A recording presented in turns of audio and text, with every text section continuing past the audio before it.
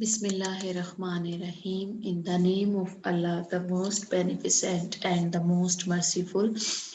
Assalamu alaikum students. Welcome Pakistan International School Taif Virtual Learning System. This lecture is for grade first year boys and girls Pakistan culture in lieu of Urdu. You know that we have started chapter 3, the making of Pakistan. This is your reduced syllabus. According to your reduced syllabus, chapter 3, the making of Pakistan and the Arab period, foundation of Islamic society, we have done. Socio-political decline, socio-economic setbacks, also we have done this topic. In the previous lecture, we discussed the beginning of Muslim resurgence, step towards socio-economic uplift, struggle for homeland, Sayyid Ahmad Khan. We have done this topic in the previous lecture. Today the topic which we will discuss, these are Muhammad Ali Jinnah, Qaid-e-Azam, the birth of Pakistan. Before starting today our new topic, a little review or the revision the previous lecture, the beginning of Muslim resurgence, steps towards socio-economic uplift, struggle for homeland. In this topic, we discuss failure of the revolutionary movement 1857. I told you 1857 when the British took control from the Muslims in the subcontinent, and also we called revolutionary movement war of independence. This was failed. The Muslims were failed, and why the Muslims were failed? Because the British, they were military, they were military or organized and superior resources, while the Muslims lacked in both. And after the war of independence, after the 1857, the condition of the Muslims, also we discussed the condition of the Muslims. The British were highly distrustful of the Muslim. Why they were highly distrustful of the Muslims? Because they took the government or all the rights, all the power from the Muslims. So they were scared and they were highly distrustful of the Muslims, and as such, the policies were aimed to keep them economically backward, socially backward, and they wanted to destroy to their legal, social, cultural institution so as to shut out all avenue of the recovery and render them ineffective for any significant role in the future. This was the condition of the Muslims after the 1857. The British, they were trying to destroy all their cultural, social, political institution. Now the Hindus' role. What was the role of Hindus in this time in 1857 when British took control in India? The situation was not changed for the Hindus. Before the 1857, the Muslims were ruling in the subcontinent. After the 1857, British took control in the India. So the Hindus, they were in the same condition. But now, um, as for the Hindus, they had played a major role in the overthrow of the Muslim supremacy, and they stood with the British, and they wanted to a greater advantage from further cooperation with the British. They could now fulfill their long cherished dreams and hope to re-establish the supremacy of their society, which they had lost to the Muslim. Also, they started different revivalist movement against the Muslim, like the Brahmo Samaj, the Arya Samaj. These kind of the movement started from extremist Hindu to seek the absorption of the Muslims in the Hindu society and even their expulsion from the lands. Urdu Hindi controversy, it was started in 1867. One of the more sinister moves was to agitate for the replacement of Urdu used both by Hindus and the Muslims in lower courts and offices with Hindi language in 1867, but the Hindus started a proper campaign against the Urdu language in 1867. This was the condition after the 1857.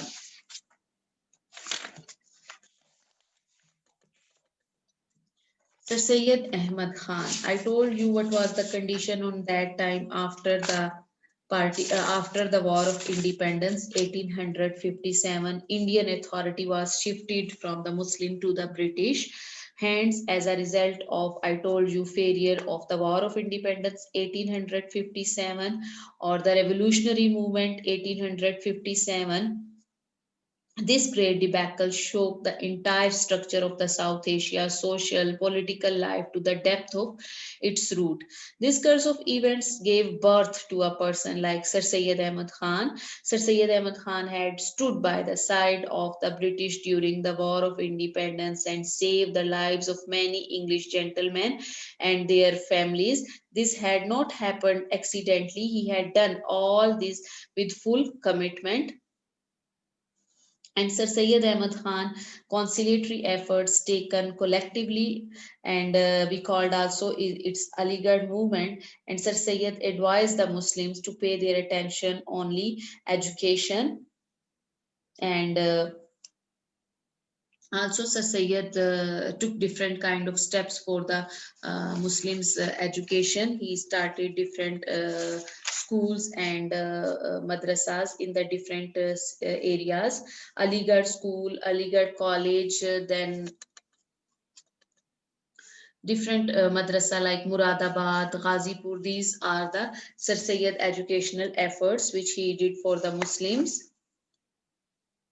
And also Sir Syed was the first person who used and who demanded a separate electorate system for the Muslims. And Sir Syed Ahmad Khan had emphasized that in the representative institution, Muslims need special arrangement, separate elections, separate seats in the representative institutions for the Muslims. And why Sir Syed demanded this? He pointed out that majority government possible only when voters belong to the same kind. But in the subcontinent, there are two major parties, major nations, Hindus and Muslim. This was the reason the Sir Syed demanded a separate electorate system for the Muslims of India. We can say indirectly Sir Syed based the two nation theory.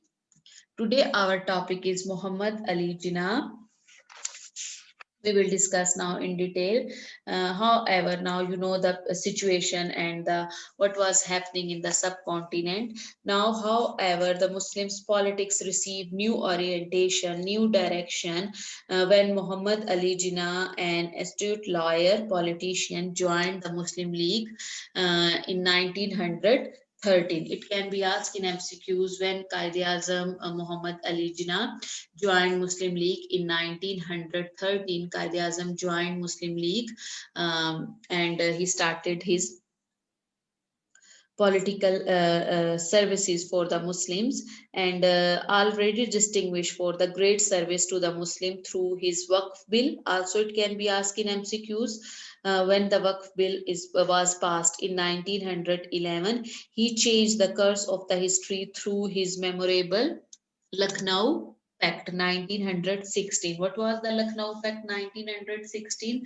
In Lucknow Pact 1916, the Hindus, they accepted that the Muslims are a separate nation because they accepted the separate electorate systems for the Muslims of India. Indirectly, they accepted that the Muslims, they are a separate nation, they have their own distinction, they have their own identity, and this was the great success for the Quaid-e-Azam, because this was only the efforts of the Quaid-e-Azam that the Muslims, the Hindus accepted a separate electorate system in the Lucknow Pact in 1916, in which, among other things, he obtained the Congress acceptance of the principles of separate electorate. Indirectly, I told you the Hindu accepted that the Muslims are a separate nation. And this was, however, not to the end of the road, for it was clear from the outset that the Hindus were inheriting mental reservation, and they would thought any arrangement which conceded the legitimate historical rights of the Muslim. Not long afterward, they refused, not accepted, reject the separate electorate and work out a scheme known as the Nehru Report 1928. Okay, what was happening? The Lucknow Pact in 1916, the Hindu accepted a separate electorate system for the Muslims of India due to the efforts by the Quaid-e-Azam Muhammad Ali Jinnah. But in Nehru report, he denied and he rejected the separate electorate system for the Muslim, which would even deny the Muslims of the position in the Muslims majority provinces. The Muslim reaction to the complete turnabout was sharp. This was contained in Jinnah's 14 points. Quaid-e-Azam answered the Nehru report in his 14 points 1929. Also, it can be asked in MCQs when Quaid-e-Azam Muhammad Ali Jinnah presented his 14 points in 1929, and it was the answer of Nehru report. And Quaid-e-Azam explained each and every point in these 14 points, and he explained their the right to separate electorate and autonomy to the Muslims majority area. The 14 points remain the sheet anchor of the Muslim aspiration until the Lahore Resolution 1940, when the Muslims found all the constitutional arrangement work out at the Round Table Conference in London 1930 to 1932. Three sessions were held Round Table Conference. First session 1930, second 1931, and the third 1932, and incorporate in the Government of Indian Act 1935 as mere device to reduce the Muslims to permanent subordination. The Lahore Resolution finally spelled out the Muslim resolve to set up autonomous sovereign state in northwest and eastern zone. Why the northwest and eastern zone? Because the Muslims, they were majority in these areas, and where the Muslims constituted the majority population. This was to be the final destiny of the Muslims and the fulfillment of the process of the history. In Lahore Resolution 1940, the Muslims gave the solution, and Muslims demanded a separate country or separate homeland because they wanted to live according to their religion, according to their teaching of Islam. In Lahore Resolution, the Muslim League and also the different Muslim leaders, they passed a resolution. They presented a resolution in which he demanded a separate country for the Muslims. Demand for the separate homeland. In fact, it was the flagrant denial of the Muslims' position in the socio-political adjustment, which either the British were prepared to concede or the Hindus would accept, that drew out the subconscious mind of the Muslims the latent fact of their identity as a nation having inherited rights in the historical perspective. There was need only to reaffirm the Islamic bearings of the social political order as long as they remained ascendant.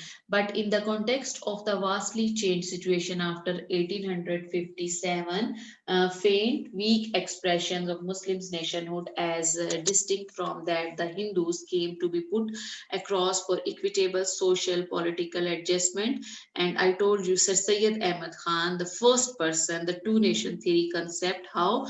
Because he demanded a separate electorate system for the Muslims, and events rather than argument made out the Muslims' case. The more of it was opposed by words and deeds, the Muslim position moved a step forward to finally talk, and in terms of territorial self-determination, that is homeland for the Muslim nation. Demand for a separate homeland when in 1940. Lahore Resolution, also we called it Pakistan Resolution, when the Muslims of India clearly told the British and Hindus that we wanted a separate country, and they demanded for separate homeland. Allahabad Address in 1930, who presided the Allahabad address?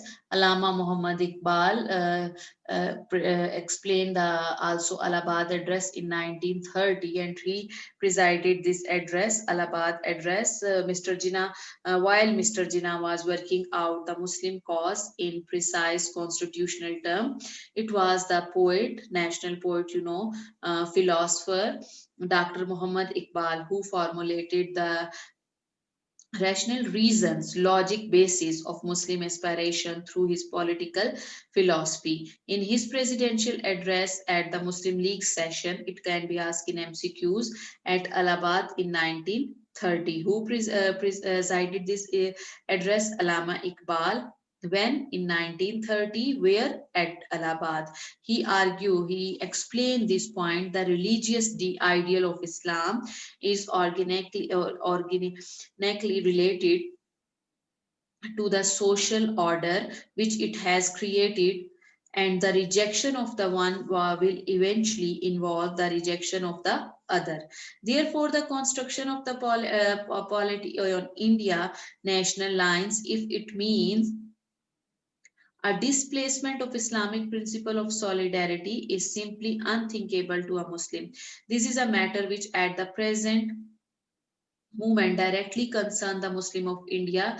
He went on a suggestion. What on the suggestion? Allama Iqbal gave the solution and gave a suggestion that the Muslims majority areas should be given the status of a separate state. And he explained this: the principle of European democracy cannot be applied to Indian without recognizing the fact of communal group. The Muslim demand of the for the creation of Muslim India within India is therefore perfectly justified. Reducing his argument in precise terms, he said, now these are the wording of Allama Iqbal, and he demanded a separate country. I would like to see the Punjab, Northwest Frontier, Sindh and Balochistan amalgamated mean combine, unite into a single state, self-government with the British Empire or without the British Empire, and the formation of the consolidated Northwest Indian Muslim state appears to me to be a final destiny of the Muslim, at least the Northwest India's. Allama Iqbal mentioned in his famous Allahabad address the Muslims majority area. The Muslims majority area, these are the Punjab, Northwest Frontier, Sindh and Balochistan. These are the Muslims majority area.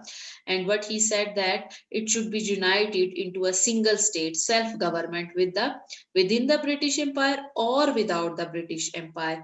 And also the formation of the consolidated Northwest Indian Muslim state appears to me the final destiny, the final place of the Muslims, at least Northwest India. Also, it can be asked in short question, write a short note on Allahabad address. So you will write this paragraph, and also you will write these explanation, these wording in this in same. You will not change it in your own words, which is given in inverted commas. You will explain as it is. You will write this according to him would give an opportunity to Indian Islam to mobilize its law, its education, its culture, to bring them into closer contact with its own original spirit and with the spirit of modern time. The vision of a state society based on Islamic values has been clearly spelled out by Dr. Muhammad Iqbal, which enabled the Muslim leadership and more especially Mr. Jinnah to formally enshrine these concept into a fateful Lahore Resolution of 1940. I told you Lahore Resolution when the Muslims demanded a separate country. It is not surprising that ever since Sir Syed Ahmad Khan first mooted out the idea of separate nationhood. I told you how separate nationhood the idea was given by Sir Syed Ahmad Khan, because he demanded a separate electorate system for the Muslim. So this was the first person who gave the idea of separate nation for the Muslim or nationhood of the Muslim. Several schemes, proposals, suggestions for partition or segmentation of the country on the basis of Hindus and Muslim areas varying both in shape and size, some of which even suggesting transfer of population had been put forward by a number of British and Hindu politicians, beside, of course, those of the Muslims who were concerned with their own future and destiny. Now, this was the first person, Sir Sayyid, the idea of a separate nationhood. After this, the different person, different schemes, different proposals, different solutions, different suggestions were presented of the country on the basis of Hindu and Muslims area, varying both in shape and size. But you know that the Muslims of India gave, and also they gave and told the British and the Hindus that we wanted a separate country, and he gave clearly in terms in 1940, 23rd March 1914 Pakistan resolution. And on these suggestion made by Chaudhry Rahmat Ali, representing a group of Cambridge students, which came very near to Iqbal's concept and coined the name of Pakistan. Who proposed the name of Pakistan? Chaudhry Rahmat Ali proposed the name of Pakistan. It can be asked in MCQs. Who proposed the name of Pakistan? Chaudhry Rahmat Ali proposed the name of Pakistan, and each letter of the word, representing a Muslim majority area, and which caught the popular imagination and was later adopted as a name for the nation and for the country. The birth of Pakistan. There was still some way to go beyond the Lahore Resolution, and the outbreak of the World War II, however, created, the Second World War. It was started in 1939 to 1945, and after this war created a sense of urgency for the British as well as Hindus and the Muslim to go all out of the solution of the problems. And on that time, British were seen reconciled to concede some measure of self-government, and they wanted to quit India. The Congress sought to exploit the circumstances to wrest out the British constitutional solution leading to the self-government. Setting aside the long established position of the Muslims, there was immense danger of the Muslims losing most of the ground that had so been covered by them in the field. However, it was the great negotiating skill, cold logic, and sound judgment of Mr. Jinnah, Quaid-e-Azam Muhammad Ali Jinnah, on that time, now known as Quaid-e-Azam, the great leader, in the Cripps offer, the different time, the different proposals, different suggestion brought by the British government in India. And these proposals of the solution of the constitutional problems of India, that were very on that time, were very complex nature. Numerous efforts were made to work out a conciliatory formula which would satisfy the British, the Hindus, the Muslims at the same time. And one of them, Cripps offer 1942, also it can be asked, Cripps offer, when it was proposed, the Cripps mission or the Cripps offer or the Cripps proposals. He came to India in 1942. Then later the cabinet mission plan in 1946. Also it can be asked in MCQs. Cabinet mission plan, it was present when cabinet mission came to India in 1946. Besides some intervening schemes, and the Gandhi Jinnah talks were held, and discussion seemed to contain some substances of autonomous, though not entirely independence, Pakistan. Quaid-e-Azam stood to his ground firmly to reject all these offers which did not fully meet the Muslim demand. What was the Muslim demand? A separate homeland, a separate country, and which he presented in the Lahore Resolution 1940. So Quaid-e-Azam did not accept any suggestion, any proposals which did not fully meet the Muslim demand, and finally forced out the British and the Congress recognition of the demand of Muslims. This was the end of the road and the last of the British Viceroy, Mountbatten. It can be asked in MCQs, who was the last Viceroy of India? Mountbatten was the last Viceroy of India, and he announced the division plan, partition plan announcement on, and when it was announced, the partition plan, it was announced 3rd June plan 1947. We also called this partition plan, division plan, and it was properly announced 3rd June 1947, partitioning the subcontinent into two sovereign states, India and Pakistan. History was created when Quaid-e-Azam was sworn in as the head of the world and the first Governor General of Pakistan, largest Muslim state, and it was creation of Pakistan. And when it was the creation of Pakistan, the Muslim state, a greatest or the largest Muslim state on 14 August 1947. Okay, student, hope you understand today's lecture. And I told you many MCQs it can be asked from this topic. It is important topic. Revise this topic at home and also start learning these topics.